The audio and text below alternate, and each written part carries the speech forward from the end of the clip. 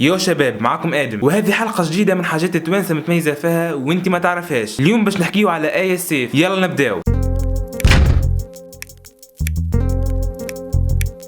هي اللي تم تتويجها كأحسن باحثة مشروع في العالم من روسيا العام 2014، وكرماها في قمة الثمانية الكبار في لندن، وتم استدعائها للأمم المتحدة باش تحكي على تجربتها. سيدة الأعمال التونسية آية السيف ملي كانت صغيرة كانت تحلم باش يكون عندها مشروع خاص. من الأول قرات دروا وبعدها بدلت ومشت تقرا إدارة أعمال، وعام 2007 ومن الأمان الفاضل متاع اللوح حلت مشروع متاع صنعان لباليت، واختارت باش تحل المشروع متاعها في ولايتها واللي هي ولاية باجة. الهدف هو المحافظة على البيئة وتثمين اليد العاملة للفلاحات، وإنها تدخلهم في الدورة الاقتصادية، وهذه أول وحدة إنتاج من نوعها في افريقيا كامله. آية عندها برشا اهداف تحب توصل لهم، كيف مثال انها تحب تنقص من نسبه الفقر في الجهات، وتنقص من التبعيه الاقتصاديه، وغيرها من الاهداف اللي ديما توجه لها على حلول. ومن الصفر تصنع حاجه عندها قيمه ويوصل صوتها للعالميه. شنو رايك في المشروع اللي عملته آية السيف؟ خلي لي اجابتك في كومنتات، ونتلاقاو في فيديو جديد على الواو تونس.